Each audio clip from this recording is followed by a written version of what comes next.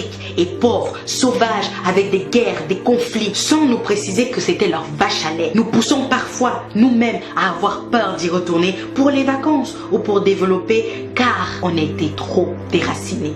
Ils nous ont dit, ton histoire n'existe pas ou plus et ils ont écrit des mensonges sur la leur pour mieux le vendre à leurs enfants. Mais surtout pour dominer celle des autres en passant par le royaume de Soundiata Keïta, de Mansa Moussa, l'homme noir le plus riche de l'histoire de l'humanité, bien avant Jeff Bezos et ses amis. Ils nous ont dit à l'école de retenir le nom de Thomas Edison pour l'invention de l'ampoule, en oubliant volontairement Lewis Howard Latimer et son filament de carbone avec son invention de la lampe électrique.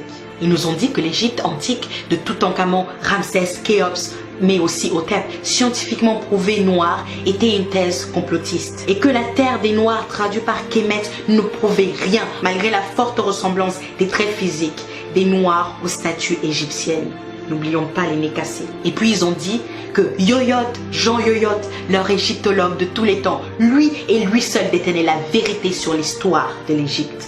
Mais que le travail de Cheikh Anta Diop est une imposture, car c'est à eux de choisir comment s'écrit notre histoire. Ils nous ont dit, nous allons garder vos objets d'art dans nos musées pour qu'ils ne soient pas détruits ou gaspillés, comme avec l'os d'Ishango du Congo, la preuve la plus ancienne de l'utilisation du savoir des mathématiques dans l'humanité et qui a été initiée par les Noirs. Ah non! Il faut surtout pas leur dire que des choses utiles ils ont inventées. Ils nous ont dit qu'ils ont fait la première déclaration des droits de l'homme en 1789, alors que la charte du Mandingue existe depuis 1236 et prônait déjà la paix sociale dans la diversité, l'inviolabilité des personnes humaines et de l'éducation, l'intégrité de la patrie, la sécurité alimentaire, l'abolition de l'esclavage ou encore la liberté d'expression. Quelle coïncidence! Ils nous ont dit, vous n'avez pas de civilisation, d'inventeurs, de chercheurs, de scientifiques, de philosophes, en passant par Thalès, Pythagore ou Hérodote. Ils nous disent aujourd'hui qu'ils sont là pour nous aider, pour lutter contre le Covid alors qu'ils n'arrivent même pas à le contrôler. Nous aider à nous délivrer de la famine avec leurs produits exportés, de nous délivrer des guerres que certains d'entre eux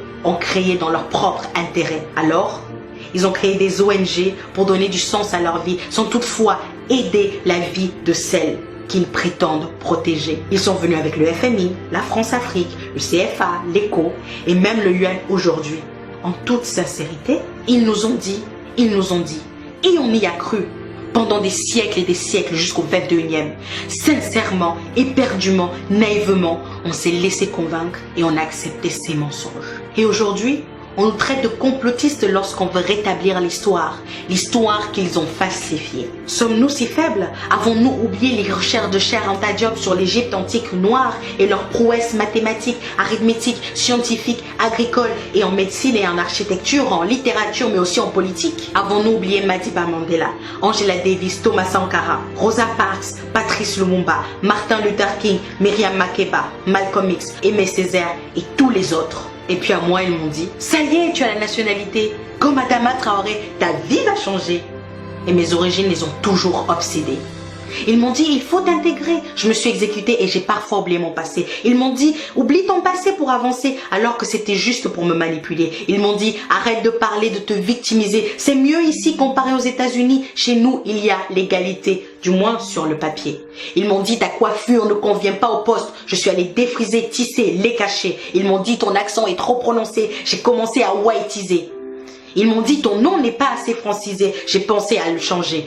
Non, je ne l'ai pas fait. Mon prénom l'avait déjà été. Ils m'ont dit, ta couleur est trop foncée. Mais comparé aux autres, ça va pour se moquer. Ils m'ont dit, il te faut un diplôme. Et je suis allée jusqu'en Chine pour étudier. Ils m'ont dit, il te faut de l'expérience. Et je suis allée travailler. Ils m'ont dit, il te faut du réseau, de la connexion. Je suis allée chercher. Et puis ils m'ont dit, je suis dans le regret de t'annoncer que nous ne ferons pas suite à ta candidature, car malgré tout l'intérêt que nous portons à ton profil, parfois trop qualifié, ce dernier a été refusé, sans même me dire désolé. Ils m'ont dit liberté, égalité, fraternité. J'ai voulu y croire parce que cela sonnait juste, mais quelle naïveté. Et enfin, ils nous ont dit beaucoup de mensonges, avec un petit mot d'accompagnement, rentrez chez vous.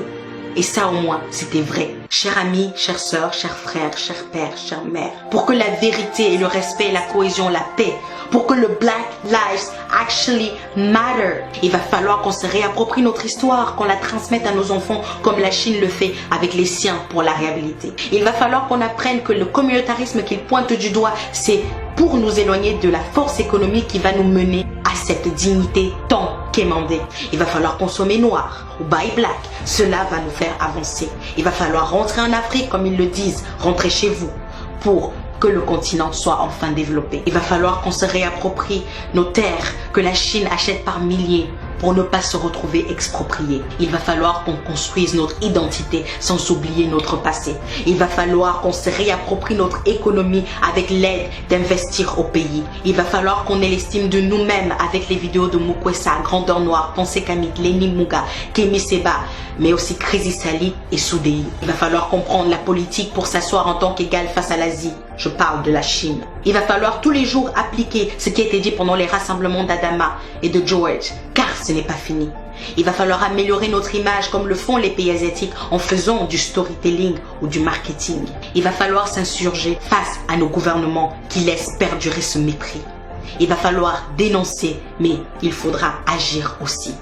Il va falloir qu'on garantisse à nos enfants, aux enfants de nos enfants, un monde dans lequel ils puissent vivre égaux et libres, à moins que vous vouliez que The Doll Experience se répète sans fin à l'infini.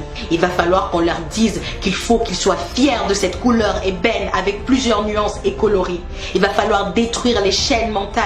Il faut que ce soit définitif. Il va falloir leur répéter tous les jours qu'ils sont beaux, forts, brillants, intelligents, courageux et créatifs. Il va falloir leur dire qu'ils ne doivent laisser personne décider de qui ils sont ou doivent être dans cette humanité parfois racisée.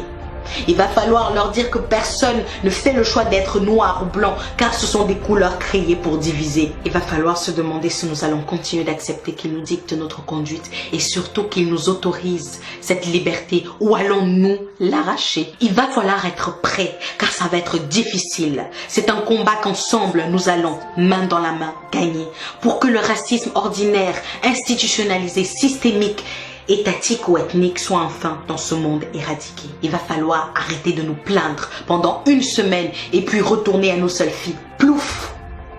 Lutte oubliée. Et enfin, il va falloir se demander, et si c'était moi? Au TEP.